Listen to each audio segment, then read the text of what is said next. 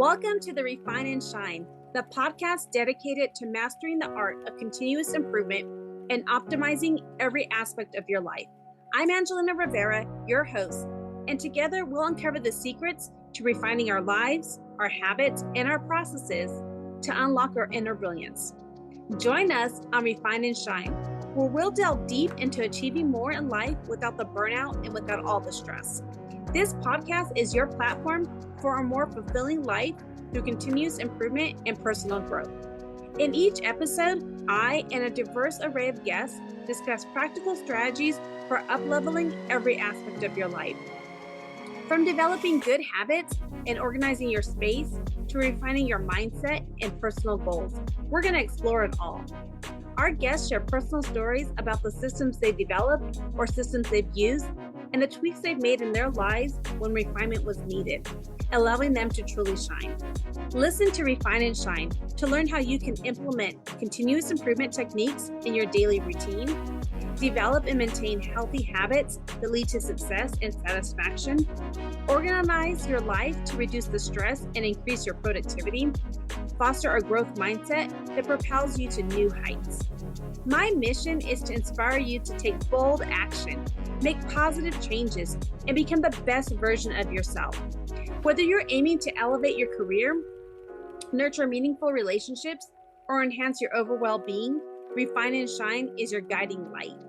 With over 25 years of experience in continuous improvement, I help businesses streamline their processes, establish efficient work areas, and implement standard work protocols. I have trained over 600 individuals and teams in process improvement, optimizing workflows, and enhancing overall operational efficiency. Tune in every week as we embark on an enlightening journey, exploring paths to refinement and illuminating the way to shine in every area of our lives. Subscribe now and join us on this journey to polish your life and let your best self shine through. Thank you for joining us on Refine and Shine. Hello, everyone. Welcome back to another episode of Refine and Shine podcast.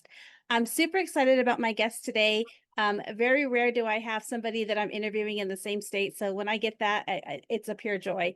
But I love to interview people throughout the world. So, but this one's just special. So today my guest is Jenny Beres. She is the founder of Pink Shark PR, a woman-owned Los Angeles agency that helps innovative brands and leaders in fintech, AI, and consumer spaces be seen in their best light. Her work centers on optimizing the stories people and their companies tell, with her clients regularly featured in top publications such as the New York Times and Forbes. She is passionate about bridging confidence, identity, and visibility, supporting others as they refine their message and let their true selves shine. So thank you, Jenny, for being on today. Hello, Angelina. Thank you for having me, and hello to fellow California girl. I love that. I just am super excited because, it's the AI space is not, I work it in my day job, and it's not a lot of females do not get involved in the AI space. And I've been very blessed to have two, you're my second female entrepreneur, woman who has talked about AI. And so kind of just tell us how you got into where you are today, how you developed this company, what you do, and how you help others shine. Sure. So I love that you point that out because, a lot of my clients that I work in, they're in fintech, as you mentioned. AI and fintech now are kind of, you can't work in any tech industry now without AI being a part of it. But I also have some clients that are very deep in generative AI, and that is their focus. And I feel really lucky to be, working. Obviously, I am not a technical person myself. I work on the comm side of things, but before I had Pink Shark PR, I had a small copywriting business that I pulled out of thin air while I was a waitress. And I really was fascinated at the time by the tech industry because they felt like my people. I'm somebody who is a very quick start person. If there's something that I want to do, I kind of just jump in and figure it out as I go. As I got older, I've learned to still do that and then also manage that with things like stability, but in my 20s, I was like, I was in my very early mid 20s and I was like, I'm going to try this copywriting business. And I thought the tech people were so cool because they just also seemed to just jump on in. At the time, I did work with like, a ton of men because, obviously tech is very male dominated, but back then, more so. I definitely can say I've seen more female representation, over the last 15 years. Um, I just cold emailed people. I knew that I was a good writer. I knew that I was a good communications person. I didn't really know what that meant, but I cold emailed, different tech founders. And I was like, hey, I think what you're doing is really cool. I think I'd be able to help with the messaging. I'm new, but I have a lot of raw talent. And people just took a chance on me. And so I was able to build my first business that way. And as tech evolved, obviously the clients that I worked with evolved. And I really found my home in fintech, which obviously AI plays a big part in the fintech space now. And after the copywriting business, I was working with a client during that, and I thought, man, this campaign we're doing, this stuff we're doing is really good. I should tell TechCrunch about it. And so I just emailed a reporter at TechCrunch, just totally green, didn't know what I was doing. And 30 seconds later, they responded, booked an interview, published a feature with that founder. And so that was kind of my foray into, oh, cool, I'm going to learn all of the PR stuff, all of the comm support, because I already really understood the industry. I love that. I love that. So it took courage, right? It took courage and just like, hey, I know I'm made for more and I'm just going to go out there and do it. And I love how you said that you just go out there and you just like, you think of something and sometimes you move really fast and now you've learned to be more stable. But that's the thing. Like I feel that it's really important that like when God puts something on your heart, your higher power, whatever you believe in, that is that nudge that you are meant to do that. And what we do is we kind of brush it off and like, oh no, that's just a thought. Like, but that's really important that you go and you kind of jump in with that. And I love how you said you started as a waitress and then you worked, you thought, oh, I'm going to do this. And then, copyright business. And then you got into the PR business. And so kind of tell us what you do and how do you help your clients? So I work with clients who are really looking to get more organic visibility. We know that we're living in a time where people are very skeptical of advertising. Not that advertising doesn't have its place, but when you can have organic visibility, people talking about you, that's why I say I work in earned media because it really is earned. And that's what I love about working with reporters. I connect our clients with reporters that I think would be interested in their work, that would champion their work. And what's cool about it is the thing that can sometimes make PR frustrating is what makes it extremely valuable.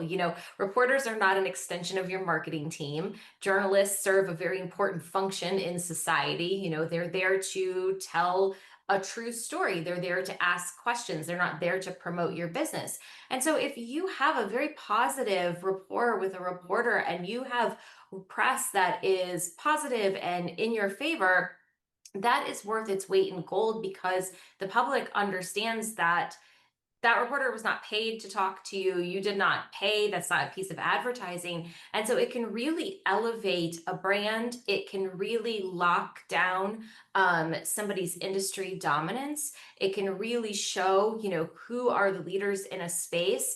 And it makes a very, very big dent in how you're perceived, how you connect with customers. And it's all rooted in storytelling about the founders, storytelling about where they come from, what their struggles were, what problems they're solving in the world. I love that. I love that.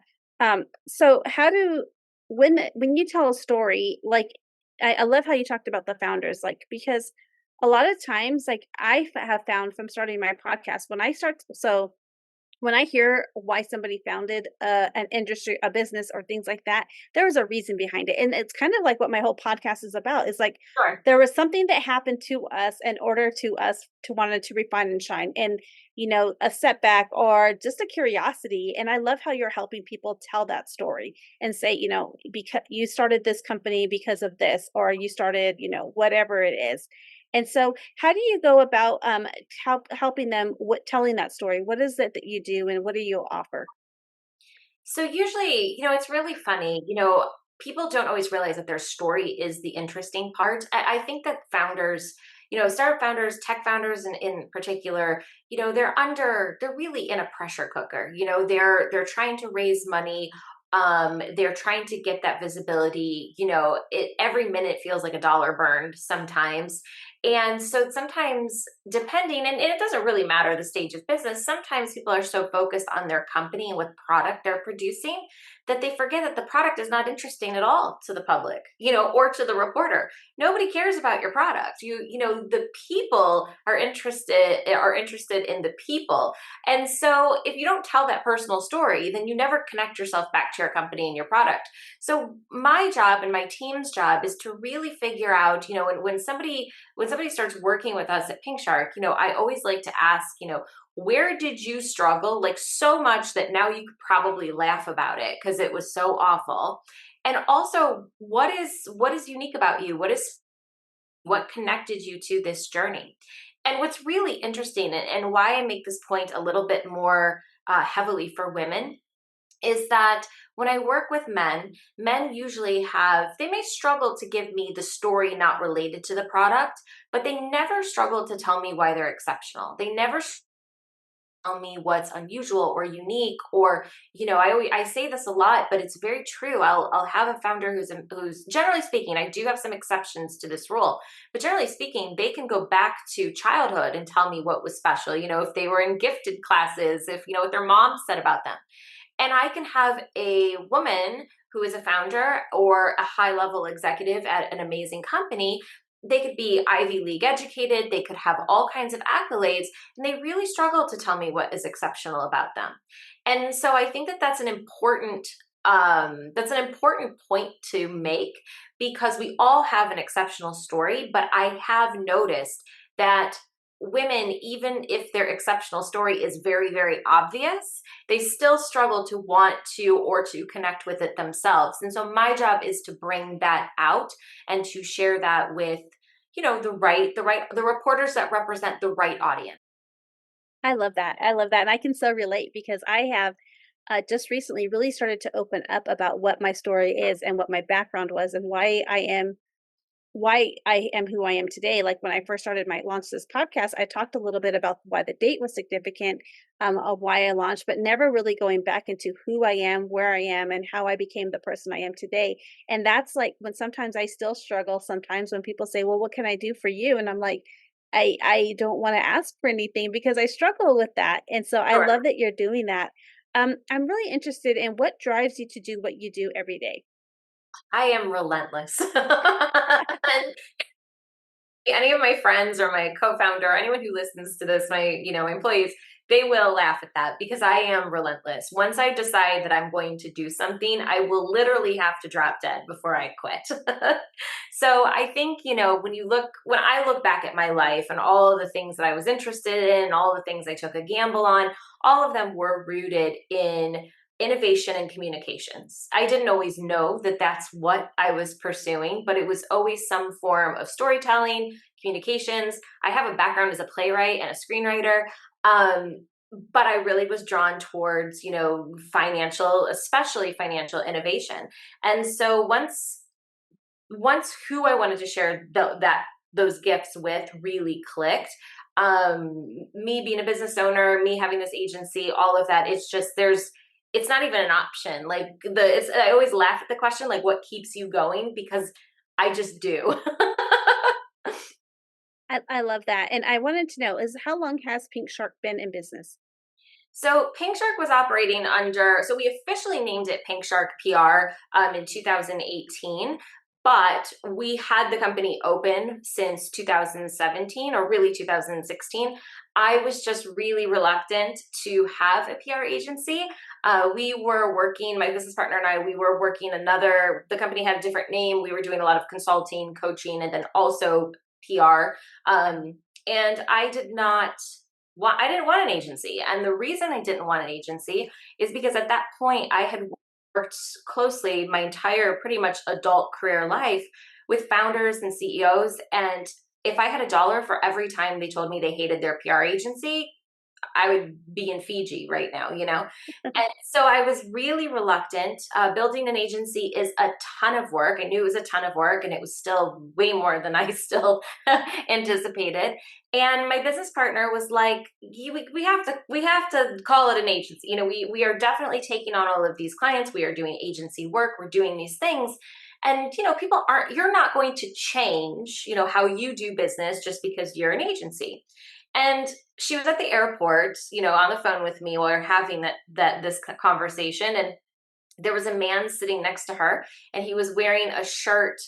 It was a pink shirt, and it had great whites on it. And she was like, "Oh my God, we're Pink Shark PR." And I was like, "Okay, I guess we are," because the name really, it didn't just fit, but it spoke to how we work, you know, being female led, but also being aggressive and top of the industry. And so when she presented me in that moment with the name, I knew it was meant to be. I love that. I love that. So you said that, people like every time somebody says like the PR, the frustration with PRs. So what would you say would be one misconception people often have about your industry?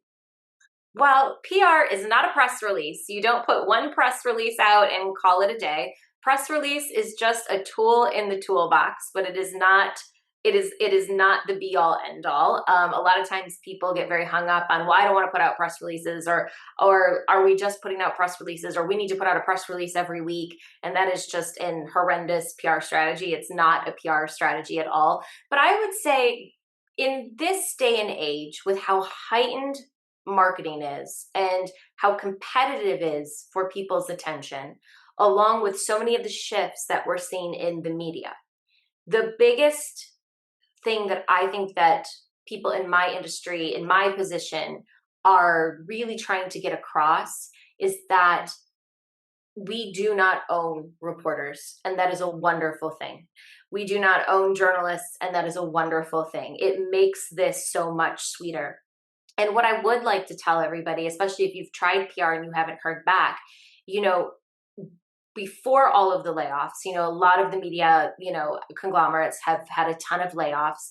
And before that happened, it was a reporter would get about, there's about 7 PR people or founders pitching to every one reporter. I haven't seen the data since those layoffs have happened, but it would not be crazy to say that that has more than doubled or tripled. So when a reporter shows interest in what you're doing, it is extremely, extremely valuable. And advertising cannot touch that. Now, I do think it's cool to advertise the earned media that you get, but once you secure true media coverage that's earned, you really are in a very special league because not everybody gets that. It's also a game that really requires, you have to think about it like chess and not checkers. It really requires you to build momentum and to keep that momentum going. You will notice when you do not do PR versus when you do.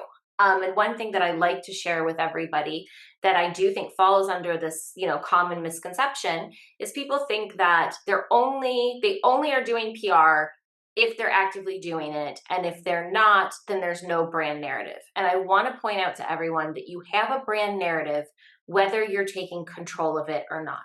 It's either you who's pitching the stories that you want told about your company to the media, or it is the internet coming up with how you are being portrayed online. And so I highly, highly recommend to the smallest businesses to the largest organizations, make sure that you are taking control of your public narrative. It is a very delicate bridge. I call it the bridge of trust. It's the bridge, PR is really that bridge of trust between your company and the public, and particularly people of the general public you want to reach. And if you're not taking control of that, Google is unhappy customers, some random review, whatever it is certainly taking control of it. I find that very interesting, and you're so right when you say that a review, because people only really complain if they have a complaint. Like they only will do a review if they have a complaint Sure. normally. Sure. And what do you think? I mean, when you think about a small, medium-sized business, a small business who's starting out, most of the time they don't even think about a PR. What they do is they just go to social media. And how is going to your business different than social media? I think that's an amazing question because I think people get those two confused. Earned media is what you share on social media. It's not social media. And actually, I think that's a good thing because, somebody asked me a couple of weeks ago, they asked, how do we make sure that we're not getting negative press? And I think that the question was interesting because unless you're doing something really shady, and then I highly do not recommend reaching out to reporters because they will find it. You're working in a pretty controlled environment. They're gonna ask you some questions. As long as it's not like an investigative piece, you're generally going to have positive press. Social media, you could say the wrong thing, put the hyphen in the wrong place, breathe on somebody funny, and next thing you know, it's like, a total, blowout in your comments. It's very, very different. So what I like to tell my clients is that media is where you engage with people in real time, but earned media is what you share on social media to engage with. So it is very different. It is more controlled. It is a little bit higher level. Your social media posts aren't going to show up in Forbes, but a feature on how you started your company just might. Oh, okay. I understand that. I can relate to that. I was just like figuring it, like actually, like me physically looking at Forbes, and so yeah. Yes, And I think that another thing that's important is that when people are reading Forbes is because they want to know more about this. sure. Where in social media, it's just an endless scroll sometimes. They just might be just wanting to look or decompress, and they aren't really looking at your content or what you're doing because they're looking for a coaching program or they're looking for this or that, right? Sure. Yeah. Yeah, I think too that people, when they're actively reading something, um, I think people's brains are engaged differently than when you're doom scrolling at 6 o'clock after work. I just think you're reaching people at a different at a different peak brain, wave or whatever that is. But it's also more credible. There's a big difference between what Sally Smith on Facebook says about you versus an interview that a Forbes reporter took time. The real difference here is credibility, and it's third party credibility. Anybody could go on social media and make any claim. You can say whatever you want. You could say you're the best. You could completely lie about your product if you wanted. You cannot do that in the media. So social media it's a fun way to engage with your customer. It's a fun way to engage with your colleagues, but it is not vetted. It is not credible. When you have a reporter that has vetted you, that has vetted your company, and then they put something positive out, that is credible. That is something that people can trust. And that goes back to that bridge of trust analogy that I used a few minutes ago. I love that. I love that. What would you say has been your biggest challenge so far, and how did you overcome it with your business? I think it's a fascinating question. I think that building an agency and building any company, that's why I feel like I connect so well with my clients, with my founders, because I do PR for a living, but I'm a business owner.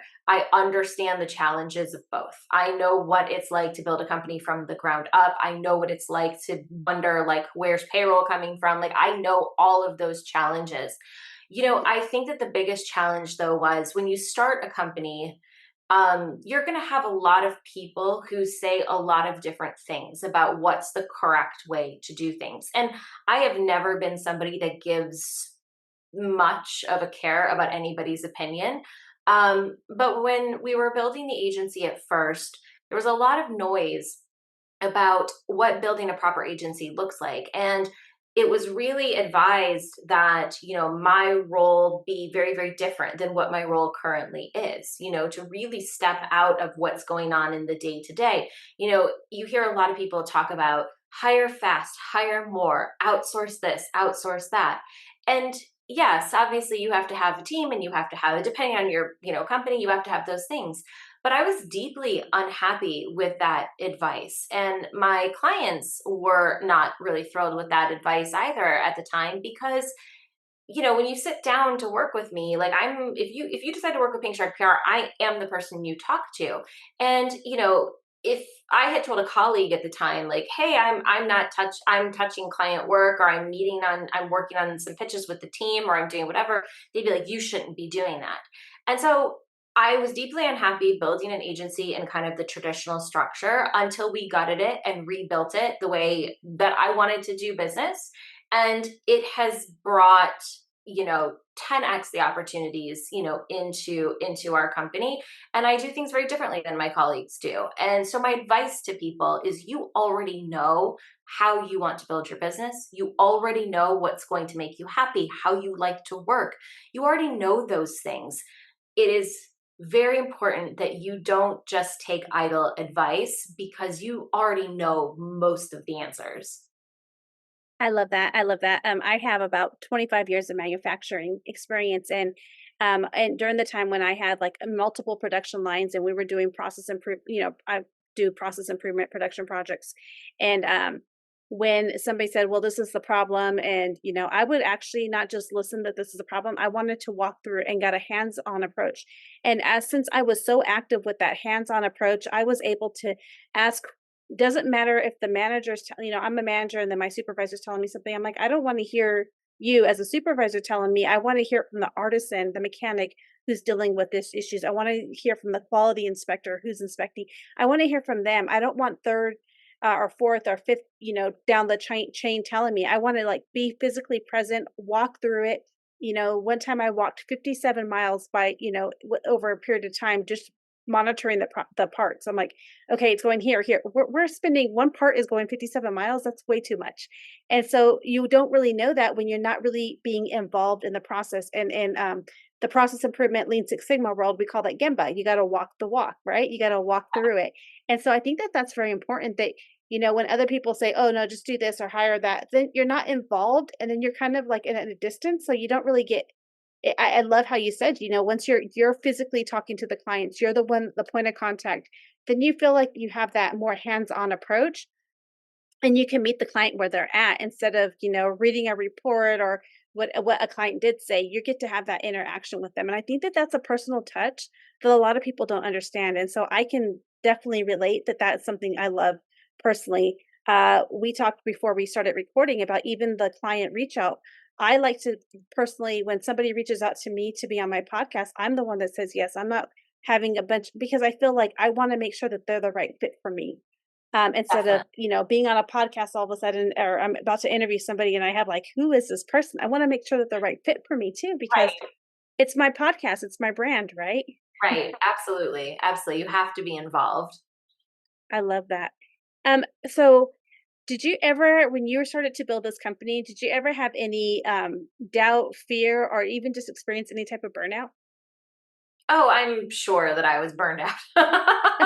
Positive. I mean, yeah, sure. I am sure. But fear and doubt, that's really interesting. Like, of course there's moments that come up with fear. Doubt, no, though. Doubt is really interesting because I feel like even in those really tough moments, you can still decide that it's going to work out. Like, you can, so I would say that in moments, sure, I could be a short-term pessimist, but I was always a long-term optimist. I always was like, okay, maybe this moment sucks, and maybe I'm feeling the anxiety of like how to figure out a situation or how to sort, whatever, challenge du jour was. But I would say overall, it was really important that I maintained a long term optimism.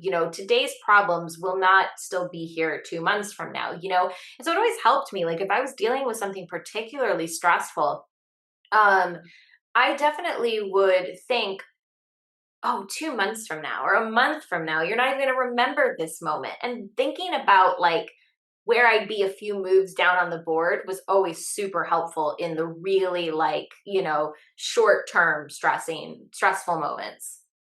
I love that. I love that. And so how did you go through, like, what type of routines did you do, or what do you do on a daily basis to help you stay grounded and just keep productive and like managing those chess pieces, not the checker pieces, so per se. I think this is a really important question. And I think how I did this pre 2020 versus how I do this now is very different. So, um, up to 2020, 2021, I was not above, it's funny. I didn't overwork to the point where, like, I mean, I was very protective of my weekends, and I definitely had to have downtime because you can't function, you can't hear your own brain if you don't. But I was willing to push myself. I was willing to skip breakfast. I was willing to run on 12 coffees a day. I was willing to do things physically that I would not do. And I ended up having some health complications, and I had a pretty major surgery in March. And it was really what I believe a culmination of just stress and not slowing down when I needed to. And even though I love what I do, you cannot run yourself into the ground. And I'm Mhm. finally starting to see the conversation change, which I think is so important. Hustling, hustle culture, like saying that, oh, I'm just gonna work 40 hours a day. And this is very popular in the startup community. Like I'm gonna work, more hours than there are on the clock. It's not a flex. What's a flex is getting 8 hours of sleep, showing up like your best self for your team and for your clients, not, running yourself into the ground. And so I cannot stress more that you are going to hear a lot that, and trust me, I work a lot. I'm not saying that I don't, but I work in a grounded way. I work in a smart way, and I prioritize health. If you prioritize your health, your business actually will go better. It absolutely will go better. And it is a lie that you have to run yourself into the ground to have a successful business.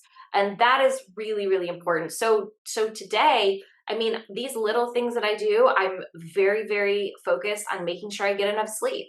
I'm very focused on making sure that I eat breakfast, that I don't jolt my system with, coffee right away. Like I'm very intentional about how I'm stressing my system, and I meditate religiously. 5 years ago, I would have probably rolled my eyes at you and been like, yeah, I know meditation's good, but it's really kept me rooted in every moment of my life, including my business. I love that. I love that. And I also wanted to commend you. I mean, because most businesses fail within the first 5 years. Like they just go out of business. Like they don't really last longer than 5 years. And here you are with your company 7 years now. And I think that so one, I want to say, congratulations to that because You. that's really hard to do. And not only that, we talked about you are from California, you're a female owned business. So all of these things, there's a lot of things that are make it hard for businesses to strive. And so one, thank you for that. And I also want to say, I agree that you cannot run yourself ragged because when you are so burnt out and all of the things, you're pouring from an empty cup. And when you're pouring from an empty cup, you're not the best self. You're going to have mistakes, which leads to rework and all these other things. So just, I'm a time management coach, and I hear all the time that people say like, I don't have time. I don't have time.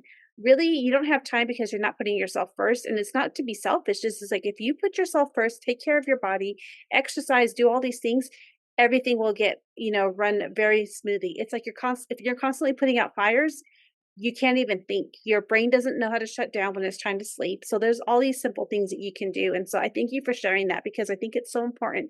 And we say that, a lot of people, high performer people, business owners, like yourself that I find that are very successful are practicing these things that are so important for us to be able to be productive every day. So thank you for sharing that.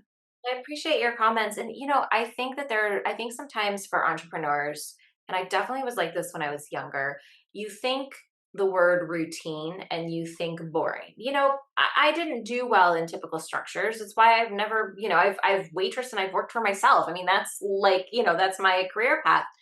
But as you get older, like committing to yourself and like honoring your word to yourself and holding boundaries for yourself, not because there's a client deadline, not because somebody asked you to, showing up and giving yourself a grown up routine that you stick to no matter what. It is one of the best grounding mechanisms. One of the best things that you could do for yourself mentally, physically, spiritually, emotionally, have those routines that anchor you and stick to them. And I think a lot of times entrepreneurs are like, oh, so boring, but it is a lifeline. You will always feel purposeful. You will always feel balanced. You will, even in tough moments, you won't lose that sense of being. And it just helps you, in order to be able to handle stress, you have to increase your capacity to handle things. And how you're able to do that is really rooted in the routines and the things that you set up for yourself. And so I can't stress that enough. And younger me is rolling her eyes right now at older me, but it's very true. No, no, I appreciate that, and I love that you share that because when we grow up into when we start, when we're children, that's what we learn. We learn routine and all these things, and then once we're an adult, we're like screw routine, and then we're like, wait, it actually did work, and I am the same. Like my younger self, I didn't think about all the things I had to set in place, and then as I got older, I'm like, I got to have this in place, because then then you have your children, your marriage, or whatever you have. Like all these other things are coming, and if you can't learn how to balance it all you're just gonna fall apart, you're gonna burn out, you're gonna have added, stress, medical issues, which is gonna lead to more issues, so it's really important to find that balance. A Absolutely. as we wrap up though, I would love, one before we go into my question that I love to ask all my guests, I would just like, how can people contact you? What is it and I'll have your stuff in the show notes, but how can people contact you if they are wanting to work with you? Best way to contact me is through LinkedIn. I am on LinkedIn religiously. It's a great place to find me. So it's just my first and last name, Jenny Beres, at LinkedIn. I also have a Pink Shark PR page, but our website is pinksharkpr.com if you want to just put a formal inquiry in, but you're also welcome to reach out to me directly on LinkedIn. I love that. I love that. And I'll definitely have that information in the show notes as well, links to your LinkedIn profile, your website, and things like that. But one of the things that I love to always ask my guests, and we kind of, I don't know, you might have already to touch on this because we've already talked about so many great things, but what is something that somebody can do today, anybody, my listeners out there, that can help them refine and shine today? A book to read, an action to take, maybe even get a routine set in life. Like, what is something that you would encourage them to do today? So really, one of the reasons I reached out to you was because there is no like to refine and shine. There is no mechanism that helps that probably more than public PR, like being out in the world. So I would challenge all of your listeners to find a reporter that they really resonate with, read their work, see what they write about, see if it makes sense, for what you do, and reach out to them. You don't have to pitch yourself right away. In fact, I highly recommend that you don't. Just introduce yourself, comment on what you like about their work, reshare a piece of their work on LinkedIn or Instagram or wherever it is that you hang out. Start building that connection. So read a couple articles and then introduce yourself to a reporter with a no strings attached I message. love that. I love that. That's actually something I'm going to do today for Oh, yeah, myself. I love that. I love that because, like you opened my light into a lot of different things. And I think you used light when you reached out to me. But one of the things that, one about your story, and I've kept hearing that, like keep hearing those little nuggets about sharing your story because you started something for a reason. And a lot of people don't share who they are, where they came from, and that is how that you can build a resilience in yourself, and things like that. Showing like maybe through hard times you don't give up, you're a fighter, things like that. And that's through the things that we went through in life. But another thing that you've opened my eyes up to is just like I've never even thought about contacting or looking at a writer. I mean, I've been featured in a few articles, but that was people coming to me, but it's like, wait, how can I showcase who I am and what I'm about? And that means I need to read or contact some great reporters who write really well and say, hey, this is who I am. Yes, and one of the best ways to do that is to find headlines that they've written that you would have loved to have been included in. something that maybe a colleague has done or somebody that you really look up to where you're like, oh, I think they cover, and make sure you write within what we call your beat, within someone's beat. You wouldn't pitch, like for me, I wouldn't pitch a fintech story to somebody that writes about, cooking or writes about lifestyle issues. So, you have to make sure you're matching who you are to the right reporter, but it is really fruitful to start building those relationships. You just made me think of something. I did have an article written about me when I was first born. Really? Yeah, I was born at home. So the headline in the newspaper said Saturday Night Live because I was born at home That's on a Saturday adorable. night. That is adorable. That is journalism at its finest, truly. But I was just because you said the title, and I'm like, well, that's something I resonate. And I always remember what the title was because it was simple, easy, and it was a live birth at home. So it made sense. I But love that. Yes, the title's everything. When we pitch reporters, we make sure that our subject lines sound like headlines they would have written. And a lot of times, if they do, decide to move forward, they'll take the subject line and use it as their headline, maybe with some tweaks. But our goal is to make their job as easy as possible. I love that. I love that. Well, I thank you so much for this interview, and I cannot wait for this podcast to air and for people to connect with you because I think that you have helped so many people, and the listener who's going to be listening to this is going to be like, "Oh, there's some great things I need to start reaching out and read those articles. Take some time away from the social media and read those articles that people are writing and see how I can brand myself." So, thank you so much. Thank you so much, Angelina. This was amazing. I appreciate the conversation. Thank you for joining us on this episode of Refine and Shine. We hope you find valuable insights and inspiration to fill your journey of continuous improvement. Remember, the key to success lies in refining your processes and letting your inner brilliance shine. If you've enjoyed this episode, be sure to subscribe to the podcast and leave a review. Your feedback is greatly appreciated and helps us reach more listeners like you who are eager to refine and shine in all areas of life. Stay connected with us on social media for updates and additional resources and behind the scenes content. We love hearing from our listeners, so feel free to reach out with any suggestions, questions, or success stories you'd like to share.